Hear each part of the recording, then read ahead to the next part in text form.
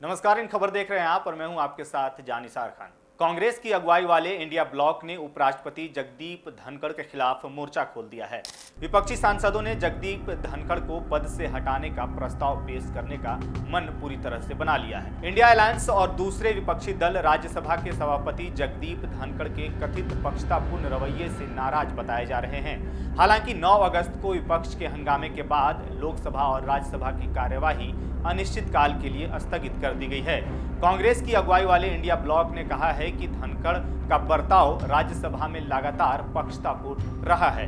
विपक्ष का कहना है कि धनखड़ ने अपने पद का दुरुपयोग कर विपक्ष की आवाज को दबाने की कोशिश की है। इस बीच विपक्ष ने 87 सदस्यों के हस्ताक्षर के साथ प्रस्ताव पेश करने की तैयारी की है। दरअसल आपको बताएं कि समाजवादी पार्टी की सांसद जया बच्चन और जगदीप धनखड़ के बीच पिछले दिनों तीखी बहस हो गई थी।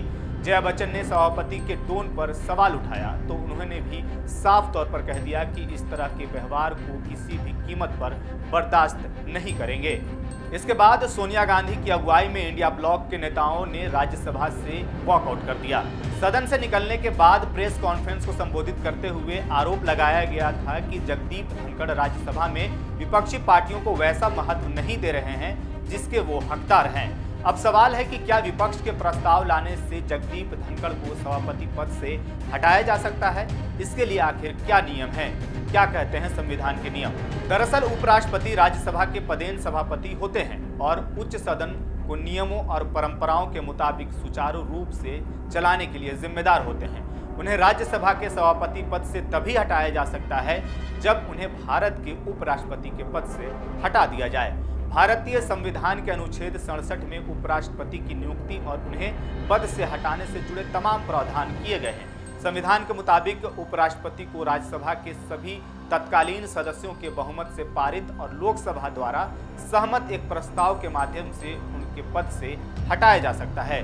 संविधान के अनुच्छेद 67B के अनुसार उपराष्ट्रपति को हटाने के लिए कम से कम 14 दिन पहले प्रस्ताव का नोटिस देना जरूरी है। ऐसे में जब प्रस्ताव विचाराधीन होगा तो सभापति सदन की अध्यक्षता नहीं कर सकते हैं। हालांकि अब ऐसा माना जा रहा है कि इस प्रस्ताव को मंजूरी मिलने की संभावना कम ही है, क्योंकि विपक्षी दलों के पास उपराष्ट्रपति को हटाने के लिए पर्याप्त संख्या बल है ही नहीं। हालांकि यह विपक्ष की तरफ से एक सिर्फ संदेश देने की रणनीति बताई जा रही है। धनखड़ के खिलाफ इस प्रस्ताव का राजनीतिक महत्व भी बताया जा रहा है। विपक्ष इस मुद्दे को जनता के बीच उठा करके उसे एक बड़ा राजनीतिक मुद्दा बनाना चाहता है। विपक्ष का मानना है कि उपराष्ट्रपति का पक्षपाती व्यवहार न सिर्फ संवैधानिक मर्यादाओं का उल्लंघन है, बल्कि यह लोकतंत्र के लिए भी एक खतरा है। इस प्रस्ताव के जरिए विपक्ष यह भी दिखाने की कोशिश कर रहा है कि वह संविधान और लोकतांत्रिक प्रक्रियाओं की रक्षा के लिए तैयार है। ऐसे में अब देखना होगा कि विपक्ष के द्वारा लाए जाने वाला प्रस्ताव पास होता है या नहीं होता है। इस पर आपकी क्या राय है? क्या विपक्ष के द्वारा लाए जा रहे इस प्रस्ताव को सही मानते हैं आप? कमेंट करके हमें जरूर बताएं।